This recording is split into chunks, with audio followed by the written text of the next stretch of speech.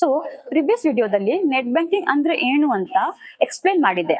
So ನಾವು ಈ ವಿಡಿಯೋದಲ್ಲಿ ನೆಟ್ ಬ್ಯಾಂಕಿಂಗ್ ಆಕ್ಟಿವೇಟ್ ಮಾಡುವುದು ಹೇಗೆ ಅಂತ ತೋರಿಸ್ತೀನಿ. ನಿಮ್ಮ ಬ್ಯಾಂಕ್ ಅಫಿಷಿಯಲ್ ವೆಬ್ಸೈಟ್ಗೆ ಹೋಗಿ ನೆಟ್ ಬ್ಯಾಂಕಿಂಗ್ ಮೇಲೆ ಕ್ಲಿಕ್ ಮಾಡಿ. ನೀವು ಏನಾದರೂ ನ್ಯೂ ಯೂಸರ್ ಆಗಿದ್ರೆ ಕೆಳಗೆ ಸ್ಕ್ರಾಲ್ ಮಾಡಿ ರಿಜಿಸ್ಟರ್ ಆಪ್ಷನ್ ಮೇಲೆ ಕ್ಲಿಕ್ ಮಾಡಿ. ನಿಮ್ಮ ಕಸ್ಟಮರ್ ಐ ಡಿ ಎಂಟರ್ ಮಾಡಿ.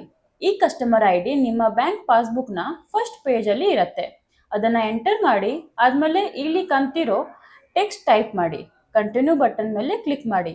ಆದಮೇಲೆ OTP ಬರುತ್ತೆ, ಅದನ್ನು ಎಂಟರ್ ಮಾಡಿ ರಿಜಿಸ್ಟರ್ ಆಗಬಹುದು. ಅದಾದಮೇಲೆ ಹೋಮ್ ಪೇಜ್ಗೆ ಬಂದು ಲಾಗಿನ್ ಬಟನ್ ಕ್ಲಿಕ್ ಮಾಡಿ. ನೆಟ್ ಬ್ಯಾಂಕಿಂಗ್ ಆಪ್ಷನ್ಗೆ ಹೋಗಿ customer I D hockey continue ಮಾಡಿ.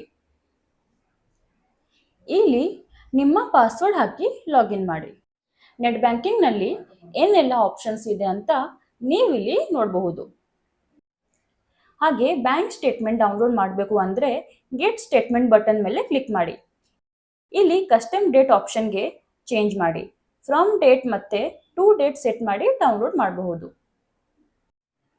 ಅಷ್ಟೇ, ಈಗ ನೀವು ನೆಟ್ ಬ್ಯಾಂಕಿಂಗ್ ನಿಮ್ಮ ಮನೆಯಿಂದಾನೇ ಮಾಡಬಹುದು.